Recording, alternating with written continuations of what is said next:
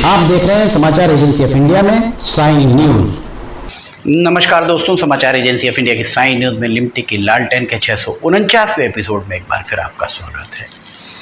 आज चर्चा हम करने जा रहे हैं प्लास्टिक पॉलीथीन के दुष्प्रभावों के संबंध में। बहुत बड़ी समस्या बनकर यह उभर रहा है। विश्व भर में प्लास्टिक के कचरे की रिसाइकलिंग होती है, पर सिर्फ 10% रिसाइकलिंग हो पाती है। तब इसका उत्पादन बंद करने के लिए प्रयास किए जाने चाहिए। प्लास्टिक प्रदूषण रोकने के लिए अंतर्राष्ट्रीय संधि पर ज़्यादा से ज़्यादा देशों के हस्ताक्षर हों, इसके लिए माहौल बनाया जाना चाहिए। लिमटिक की लालटेन के 649वें एपिसोड में एक बार फिर आपका स्वागत है। अभी ज़्यादा समय नहीं बीता है जब लोग अपने घरों से यात्रा के लिए कहीं निकला करते थे। हम सभी जाते थे।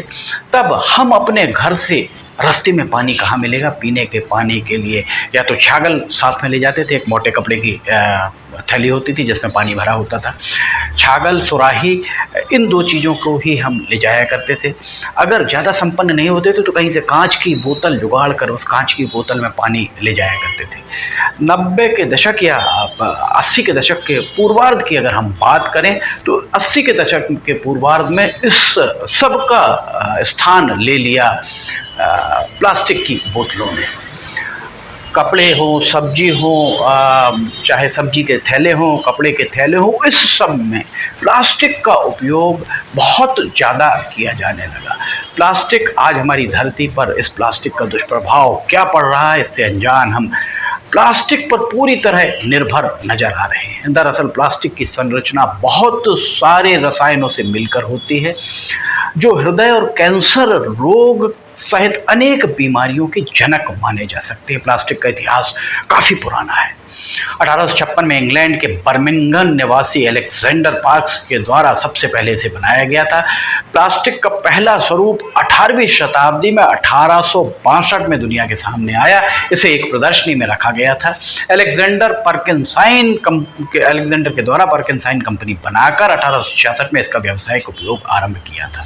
बात की जाए पॉलीथीन की तो पॉलीथीन को सबसे पहले जर्मनी के हैंस वोन पैचमैन के द्वारा 1898 शताब्दी के अंत में इसे प्रयोगशाला में एक प्रयोग के दौरान उनके द्वारा देखा गया। तो सफ़ेद रंग का मोम जैसा पदार्थ बनते उनको देखा, इसका अध्ययन किया और पॉलीथीन का नाम इसे दे दिया गया। 19वीं सदी के आरंभ में फॉर्मेल्डिहाइड, फिनोल, सिंथेटिक जैसे पदार्थों का उपयोग कर प्लास्टिक बनाना आरंभ किया गया। इसके बाद शोध दर शोध के उपरांत 1907 में बेल्जियम मूल के निवासी पर अमेरिका में रहने वाले बेल्जियम के निवासी थे, अमेरिका में रहा करते थे, डॉक्टर लियो हेड्रिक बैकलैंड के द्वारा इस पूरी प्रक्रिया में कुछ परिवर्तन करते हुए सिंथेटिक तरीके से प्लास्टिक का निर्माण आरंभ किया गया, जिसका उपयोग कई तरह के उद्योगों में भी किया जाने लगा।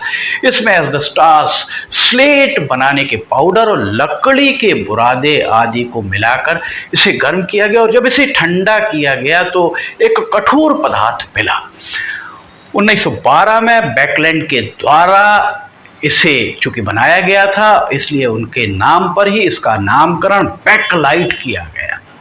औद्योगिक तौर पर प्लास्टिक का उत्पादन की अगर बात की जाए तो 1933 में 27 मार्च 19वीं शताब्दी 27 मार्च को एक शोध के दौरान गलती से एक सफ़ेद पदार्थ बन गया, जिसे शोधकर्ताओं ने उस पदार्थ को देखा और सिरे से खारिज कर दिया कि ये कुछ भी नहीं है।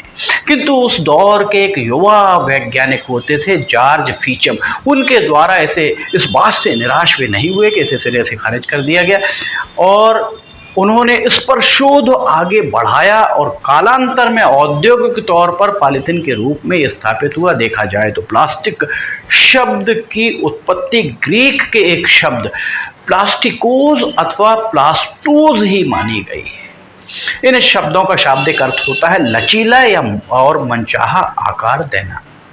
पॉलीथीन के कुछ फायदे हैं तो अनेक नुकसान भी हैं। 21वीं सदी के अंतिम दशक में जब प्लास्टिक ने तबाही, माफ कीजिएगा, 20वीं सदी के अंतिम दशक में, 21वीं सदी तो अभी चल रही है, 20वीं सदी के अंतिम दशक में जब प्लास्टिक ने जिस तरीके की तबाही मचाना आरंभ किया वो वास्तव में बहुत दर्दनाक माना जा सकता है। इस आज प्लास्टिक के खतरों को भांपते हुए दुनिया भर में इसे प्रतिबंधित करने की कवायद की जा रही है। अगर आप भारत के परिप्रेक्ष्य में बात करें तो भारत में प्लास्टिक की समस्या दिन ब दिन तेजी से बढ़ती जा रही है, इस बात से इनकार नहीं किया जा सकता। ये प्रकृति पर कहर बनकर टूट रहा है, तो वहीं मनुष्यों के लिए और यहाँ रहने वाले इस कायनात में, इस दुनिया में, ईश्वर की बनाई इस संरचना में रहने वाले हर जीव जंतु के लिए ये परेशानी का सबब बन चुका है। सिंगल यूज प्लास्टिक वास्तव में बहुत ही गंभीर समस्या बन चुका है। कुछ साल पहले 1 जुलाई के बाद इसके निर्माण के घटकों, इसके निर्माण, जो इसका निर्माण होता है, निर्माण घटकों के निर्माण पर प्रतिबंध लगा दिया गया था। पर इस प्रतिबंध लगाने के बाद भी ये अन्य प्रतिबंधों जैसा ही साबित होता आ रहा, अर्थात उस पर कोई असर होता हुआ नहीं दिख रहा है। प्लास्टिक के कम समय में लोकप्रिय होने के पीछे मुख्य वजह यही मानी जा सकती है कि इससे बनी वस्तुएं जल्द खराब नहीं होती, न टूटती हैं, पानी के प्रभाव में इसमें जंग भी नहीं लगता है, सड़ती भी नहीं है, लोहे की तरह जंग नहीं लगता। और सबसे जो महत्वपूर्ण बात है कि पानी में लोहे में जंग लग जाता है पर प्लास्टिक में जंग नहीं लगता, और ये बहुत हल्की और एक स्थान से दूसरे स्थान ले जाने में बहुत सुलभ और दाम में बेहद सस्ती होती हैं। ये बिजली की कुचालक होने के कारण बिजली के उपकरणों को बनाने में इसका उपयोग सबसे ज्यादा किया जाने लगा। यही कारण है कि 80 के दशक के बाद भारत में भी प्लास्टिक का चलन बहुत तेजी से बढ़ चुका है। आज अगर आपकी आयु 50, 55, 60 वर्ष की है तो आपको याद होगा बचपन में जब आप एक स्थान से दूसरे स्थान जाते थे, कहीं स्कूल जाते थे, ऑफिस जाते थे, या आपके पिता, माता, भाई, बहन जब स्कूल, ऑफिस कहीं भी जाया करते थे, वे पानी ले जाने के लिए, तब तो खैर स्कूल में पानी के बैग, बोतल का चलन नहीं था, तब स्कूल में जो प्याऊ हुआ करती थी उसी से पानी पिया करते थे। पर उसके अलावा अगर आप जाते थे, कहीं यात्रा करते थे तो छागल और सुराही आप ले जाते थे, या कांच की बोतल ले जाया करते थे। छागल को छोड़कर बाकी सब में टूटने का खतरा बना रहता था। 80 के दशक के पूर्वार्ध में बोतल बंद पानी मिलना आरंभ हुआ और इस सब के चलते छागल, मटका, सुराही और कांच की बोतलों का स्थान प्लास्टिक की बोतल ने ले लिया। और इसकी सबसे बड़ी खूबी यह है प्लास्टिक की कि इसे मनचाहे आकार में ढाला जा सकता है, मनचाहे पदार्थ को मिलाकर। प्लास्टिक आज हमारी जीवन शैली का अभिन्न हिस्सा बन चुका है। ये कहा जाए तो अतिशयोक्ति नहीं होगी। ये सच है कि प्लास्टिक का आविष्कार जब हुआ था तो इसे बहुत बड़ी सफलता के रूप में देखा जा रहा था, किंतु आज प्लास्टिक पृथ्वी पर पर्यावरण और अन्य कारणों से सबसे ज़्यादा हानिकारक भी माना जा रहा है। आज प्लास्टिक को जिस तरीके से मिट्टी में दबाया जा रहा है, कचरे के ढेर आप देख रहे होंगे, वो आने वाले कल में मिट्टी की उत्पादकता और उर्वरकता को पूरी तरह प्रभावित कर चुका है।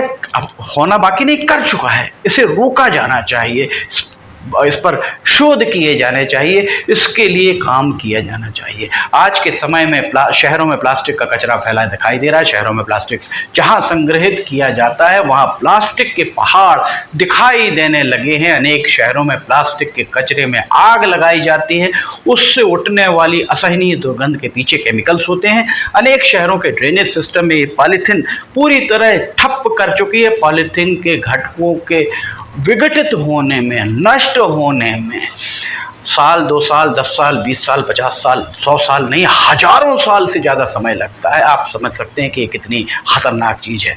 आज हम अपनी सुविधाओं के लिए अपेक्षाकृत सस्ती पॉलीथीन का उपयोग कर रहे हैं, उसे बिना सुरक्षित तरीके से विनष्ट किए हुए फेंक रहे हैं, जो आने वाले समय में पर्यावरण के लिए नुकसान बन चुकी है, बनेगी नहीं।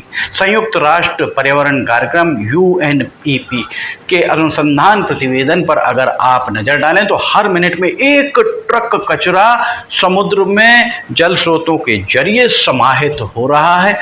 1 ट्रक 1 मिनट में अगर आप देखें तो एक दिन 24 घंटे में 1440 ट्रक जा रहे हैं। साल भर में 5,25,600 ट्रक कचरा समुद्र में समाहित हो रहा है। प्लास्टिक बहुत हल्का होता है, ये तैरता ही रहता है और जल तटों को प्रदूषित करता है, ये बात सभी जानते हैं।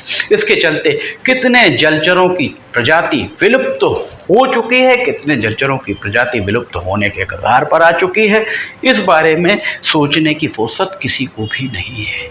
UNEP के अनुसार ग्रीन हाउस गैसों के उत्सर्जन में प्लास्टिक की भागीदारी 3.4% से ज़्यादा है। एक आश्चर्य की बात यह भी है कि विश्व भर में बनाए जाने वाले प्लास्टिक के उत्पादों पर मात्र 10% ही पुनर्चक्रण यानी रिसाइकलिंग इसकी की जाती है। प्लास्टिक में पाए जाने वाले तत्वों को पर्यावरण और मानव की सेहत के लिए खतरनाक माना गया है। इस सबके चलते संयुक्त राष्ट्र संघ के द्वारा नायाब पहल की जा रही है।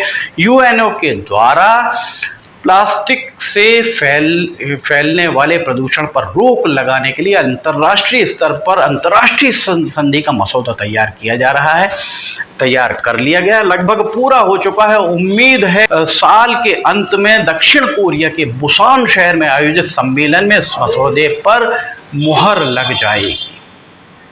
लिमटी की लालटेन के 649वें एपिसोड में फिलहाल इतना ही। अगर आपको समाचार एजेंसी ऑफ इंडिया की साई न्यूज़ में लिमटी की लालटेन पसंद आ रही है तो आप इसे लाइक, सब्सक्राइब, शेयर जरूर कीजिएगा। अगर आप समाचार एजेंसी ऑफ इंडिया की साई न्यूज़ में लिमटी की लालटेन देखना चाहते हैं तो समाचार एजेंसी ऑफ इंडिया की वेबसाइट या साई न्यूज़ के न्यूज़ चैनल पर जाकर इसे आप देख सकते हैं। आपको अगर ये पसंद आ रहा है तो लाइक, सब्सक्राइब, शेयर जरूर कीजिए। साथ ही नीचे कमेंट बॉक्स में लिख के बताइए कि आपको ये कैसी लग रही है। समाचार एजेंसी ऑफ इंडिया के सहयोगी अखिलेश दुबे के साथ लिमटी की लालटेन का 650वां एपिसोड लेकर बहुत जल्द हाजिर होंगे। फिलहाल आपसे इजाजत लेना चाहेंगे। जय हिंद।